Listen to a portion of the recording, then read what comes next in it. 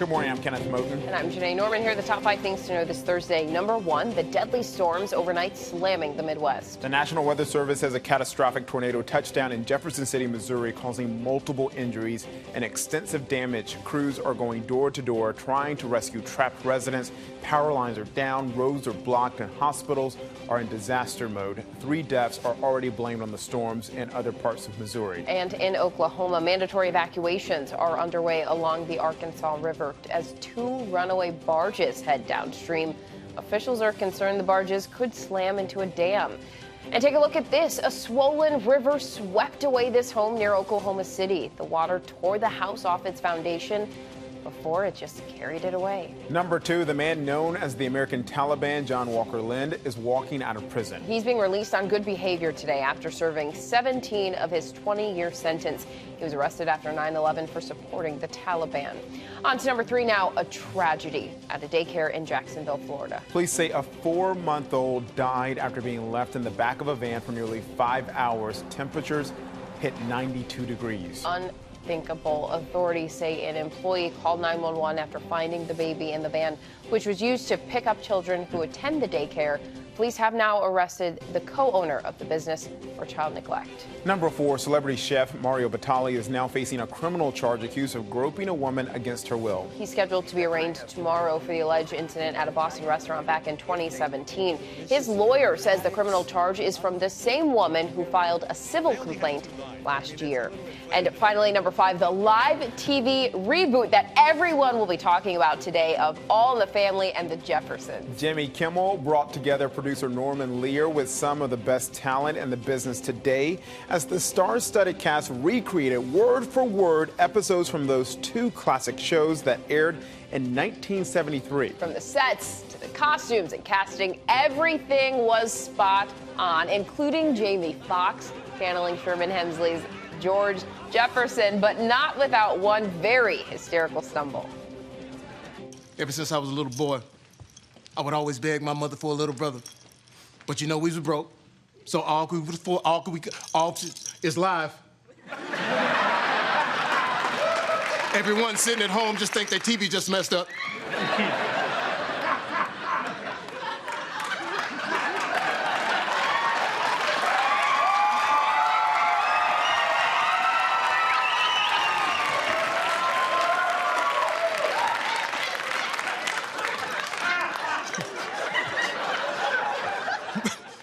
All we could afford was you. You know what? I think we make our stumbles that funny, right? We try. It was so good. It was great television. That recreation is getting great reviews this morning. For good reason. Yes. So funny. It was hilarious. So good. You know what? It's time to move it on up because it's Morning America.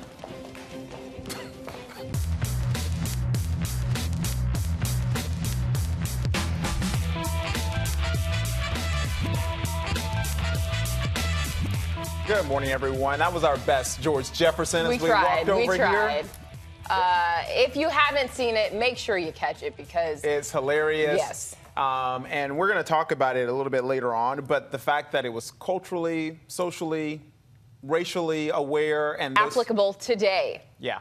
And it was made nearly 50 years ago. So we will get into all of that. But first, let's get to the big story. President Trump is denying that he had a temper tantrum after storming out of a meeting on infrastructure. He's now refusing to work with Democrats unless they stop investigating him. Meanwhile, this morning, Congress one step closer to obtaining the president's financial records. ABC's Mona Kosar Abdi has the latest from Washington. Good morning, Mona. Good morning, Kenneth. Good morning, Janae. Sources tell ABC News that the president arrived late, shook no hands, and told Democratic lawmakers that he wants to work with them on infrastructure, trade, and the Farm Bill as long as they stop their investigations. Hopes of getting anything done before 2020 in Washington faded quickly when the president stormed out of a meeting with Democratic leaders after only 3 minutes. So I came here to do a meeting on infrastructure with Democrats. An angered President Trump then headed straight to the Rose Garden to explain what set him off. I just saw that Nancy Pelosi, just before our meeting, made a statement that we believe that the President of the United States is engaged in a cover-up. I don't do cover-ups.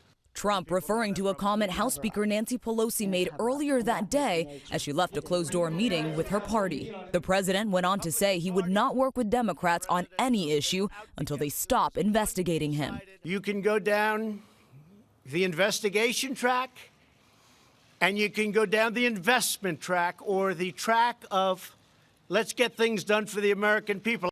Senior-level administration sources tell ABC News some aides close to the president tried to stop him from holding that Rose Garden press conference. After the blow-up, Pelosi doubled down on her comments. This president is obstructing justice, and he's engaged in a cover-up. And that could be an impeachable offense.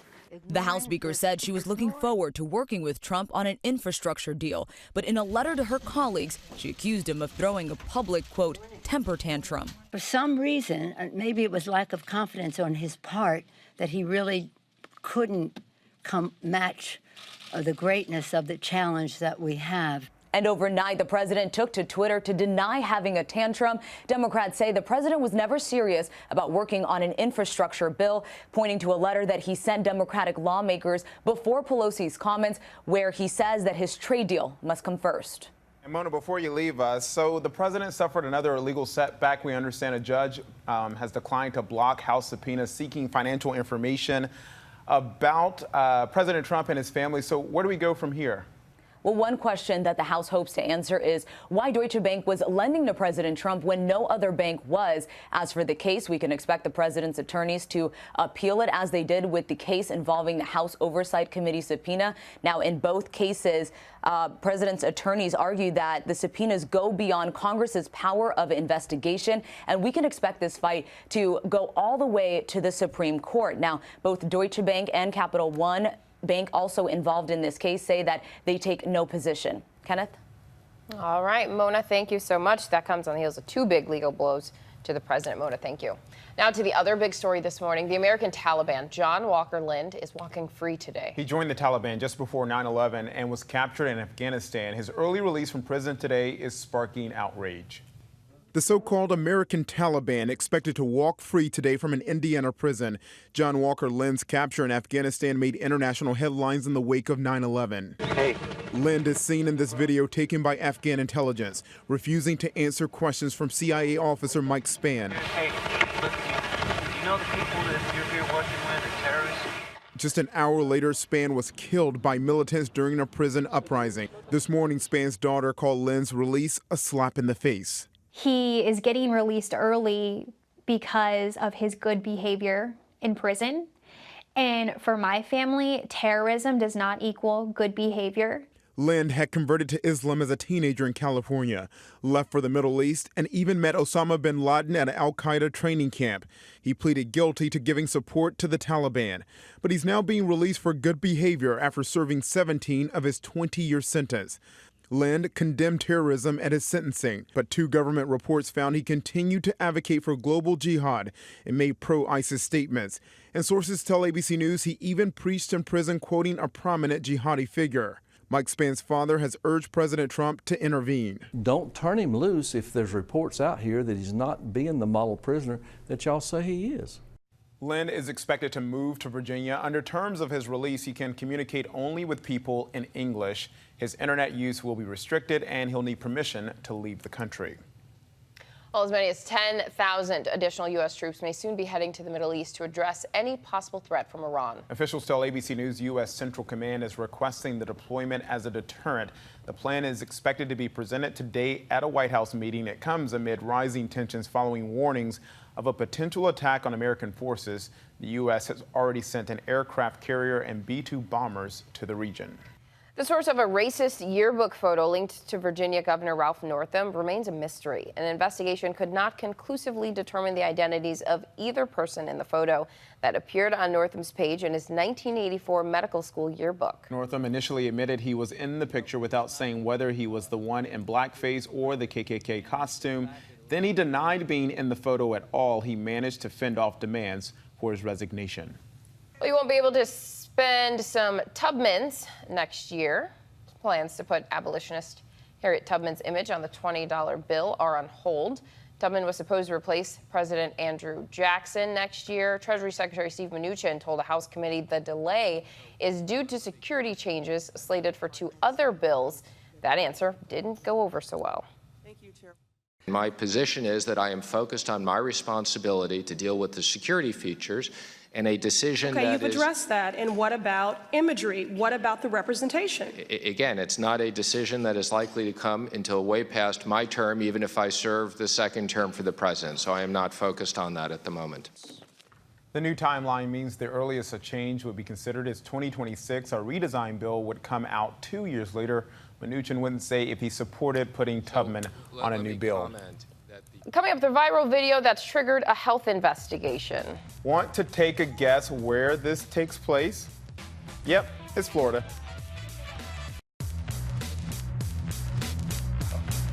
Well, it is a special day as we go across the pond this time. I don't know who we had to pull some strings with. We love all of our London Bureau people, but we've got a celebrity. James Longman. The James Longman. Making his debut on It's Morning America. James, we are thrilled to have you. Thank you so much. It is a debut on this show for you. Thank you so much. James, do you even know the name of the show?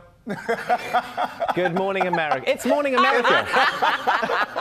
I can see it because I've got a little screen up. That's all right. That's all right. We appreciate you joining us, James. So let's start with EU elections. Yeah. Yes. That's it. Well, you know what? I'm sorry, James. We got to get ourselves together. We're just so flabbergasted that you're here. Yes. We don't even know which direction to go. So how about you just take it away? Just go. Talk, James. Yes, the EU elections. That's right. I mean, it is fascinating, isn't it? But no, they are very, very important. People are running to the polls here in the UK and in the Netherlands today. They're going to be doing the same across other countries in Europe over the next few days. And on Sunday, we will have an idea of what the European Parliament might look like. Of course, this is a chance for people across Europe to make their voices heard about how they feel about the European Union, but also about their own national politics. In France, for example, Emmanuel Macron is in a bit of a fight for his life with the far right in that country. You have a coalition in Italy of populist parties there. It's a chance for people in that country to say how they feel about them. Poland and Hungary, you have far right governments there who hopefully will want, from their perspective, to send anti-European parliamentarians to the heart of Europe to dismantle the European project in the way that we did here in the UK with our vote to leave the European Union. So a lot of division across Europe. We'll see what the results are on Sunday. But here in the UK, we weren't even expecting to have to vote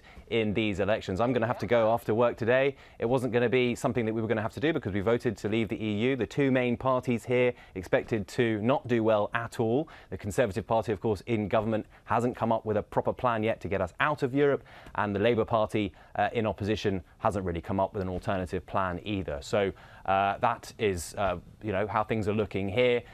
To be honest, though, the bigger deal here in the UK, the bigger election people are going to be looking to is a leadership election to replace our Prime Minister, Theresa May. She is in the fight of her life to remain Prime Minister.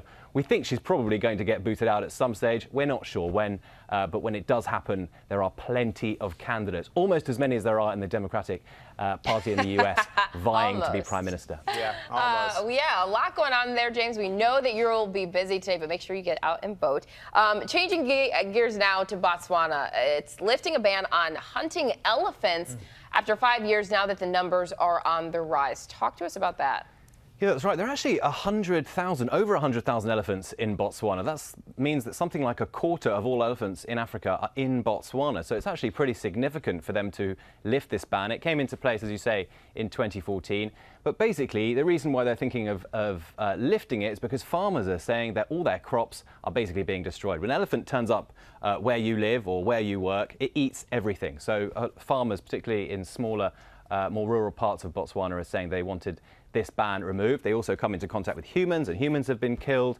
Cynics are saying this is really the president who faces re-election in October trying to appeal to those rural voters in trying to lift this ban. But it is going to have a big backlash. Conservationists are going to have something to say about this, particularly because conservation is kind of the bedrock of Botswana's tourism industry. So that could have an impact. We will have to wait and see if they actually do lift this ban. And also, seen out in the wild, we understand Queen Elizabeth. She was out and about. How dare you? That's right, out and about. Yeah, we heard that she's pretty much just like the commoners. Just like us at the self-checkout lane at the grocery store. I wouldn't say that. I'm really hoping the Queen doesn't watch this broadcast back, Kenneth, because you're going to be in the doghouse. She is not a commoner, absolutely not. But I tell you, she was out, yes, at Sainsbury's, which is kind of our Publix. I'm reliably informed by our my colleague here. It's a little bit like a Publix, a Sainsbury's, except it's been around a little bit longer. Like just about everything in the UK, it's ancient. 1869, Sainsbury's was started, and that was the whole point. Queen Elizabeth was going down for its 150th anniversary to a pop-up shop quite close to the original Sainsbury's in Drury Lane in central London, and she was met with staff there. She got a chance to see what the original kind of products were from back in the day versus what they are now. She said that she remembered eating fish paste when she was a small child during the war, and she didn't like that. I can't blame her. And she also joked about using those self-checkout machines, about how you could possibly cheat and how much, but she was enjoying having to do, you know, scan the barcodes and all the rest of it. But I can tell you, she probably wouldn't like self-checkout if she actually had to use it every day. The first time that probably she's been to a shop like that. Yeah, probably. Yeah, I know we're not big fans of self-checkout either. We don't want to do it ourselves. No. That's really, you know what, the Queen, she may watch this program. She may not. Yeah, but if it's possible. What do you think, James? Do you think she's watching? I mean, she should. I will do my best to make sure that she gets a copy of what Kenneth said, specifically what Kenneth said. I will never be invited. James, we appreciate you very much. Yes, James, I good to love see you. And it's Morning America. I know this show, like, you know, like my own name now. Yeah. I promise I will never forget it. Now go do Good Morning America. Thanks, James. Make sure you vote today. I will. All right, let's get a check of our notifications, starting with some fierce moves from an airport baggage handler. This guy at the Honolulu airport, putting on a show for passengers waiting on the tarmac. Yeah. I do like to see Gone with the Wind, fabulous. when I see those baggage handlers or, you know, airport workers giving the folks on the plane a show. As long as they're not throwing around my luggage recklessly, I'm for whatever he's they're throwing doing. around something. Something reckless. Next, a revolution in the world of Wolverine. We all know that before he morphed into the greatest showman, a very buff Hugh Jackman owned the famous X-Men character. He first played Wolverine in 2000 and continued for years, ultimately returning to the character for a final time in 2017. But now nearly 20,000 fans have signed an online petition to cast the Danny DeVito as the new Wolverine. The petition states, quote, "We believe that if Wolverine is to make an appearance in the Marvel Cinematic Universe, that the only man to pull it off is Danny DeVito." No word, no comment from the 74-year-old comedian. But we should let you know that Marvel is a division of our parent company, Disney. The mouse pays the bills around here. And that brings us to the question of the day. Who should play Wolverine? Who would you like to see? Danny DeVito? This guy? Tell us what you think in the comments. Tweet us at ABC News Live. This is just a cat fight. Wendy's is looking to a Florida man's story at one of its restaurants in the Panhandle. This is crazy, you guys. Look at this video. It's gone viral. And it shows what appears to be a Wendy employee taking a bath in a sink at a restaurant in Milton. Unbelievable. A spokesperson says it was a prank by someone who no longer works at the restaurant and, quote, clearly did not use good judgment. Health officials are investigating. He was bathing, but points for that. You can keep your junior bacon cheeseburger at that restaurant. Please. Social media has decided the fate of a man wanted by authorities in Connecticut. Police in Torrington are trying to bring in Jose Sims on a number of failure to appear warrants. So Sims made a deal. If a post about him on the department's Facebook page received 15,000 likes, he'd turn himself in. Facebook users did their job. The post has 19,000 likes and counting. Sims, incredibly, surprisingly, has not kept up to his part of the bargain. He's still on the loose. And we've heard that he actually wanted it to be 20,000 likes. Police wanted 10,000 likes, so they settled at 15. So maybe that's why he hasn't turned himself in. He said, I want the 20,000. Forget your compromise. Turn yourself in. Just do it. Just do it. Yeah. But we'll take the likes. Up next, the TV flashback everyone is talking about. The All in the Family and Jefferson's reboot, the surprise appearances, and behind the scenes. Next. Here's what to watch out for today. John Walker Lind, the man we've told you is known as the American Taliban, is scheduled to be released from a federal prison in Indiana after spending nearly 2 decades behind bars. The FAA is hosting a meeting on aviation officials to discuss the Boeing 737 MAX jets. The aircraft's grounded after 2 of them were involved in fatal crashes in Indonesia and Ethiopia. And NOAA, the National Oceanic and Atmospheric Administration, will release its 2019 Atlantic hurricane season forecast with an estimate on how many major storms we could see this year. Plus, don't forget to tune into the debrief for an update on all our top stories in the briefing room for a breakdown of the latest headlines in politics. So we're all talking about last night's live reboot of All in the Family and the Jeffersons. Jamie Foxx is winning praise for his George Jefferson. In fact, all of the actors just did an incredible job, and our Will Gans watched it all. No, Diane, we are the Jeffersons. It's no joke. They are the Jeffersons. Jamie Foxx and Wanda Sykes stepping into the iconic roles first created by Sherman Hemsley and Isabel Sanford. The legendary family back on TV as part of ABC's Live in Front of a Studio Audience. And they're not the only TV family making a comeback. America saying hello to the Bunkers for the first time in 40 years. Songs that made the hit parade. Guys like us, we had it made. Woody Harrelson and Marissa Tomei playing Archie and Edith. Norman Lear teaming up with Jimmy Kimmel to bring 2 of his shows back to primetime. Live. And like any live show, this one had its live moments. So all is live.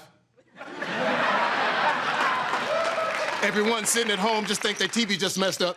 Using the original scripts with an all-new all-star lineup. Kerry Washington and Will Ferrell as Helen and Tom Willis. I got the sun in the morning and the moon at night.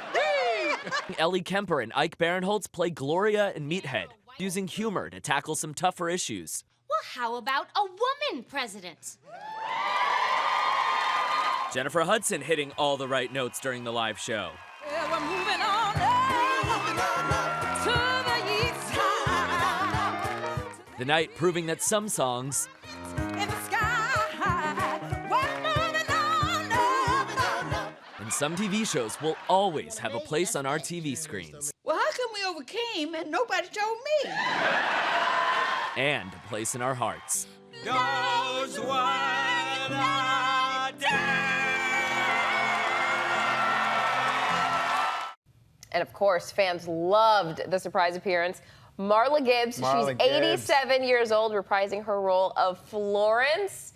And you said she did that line just like she did all those years ago. Flawlessly, and she's an icon, a national treasure. To see her there. Norman Lear as well, the producer. Yes, oh my gosh. Jimmy Kimmel did a 90s. profound, incredible job on this. They're all there singing. Yeah. Having a good time, the entire cast. Make sure you see it if you haven't. Probably watch it again if you have. Good TV there.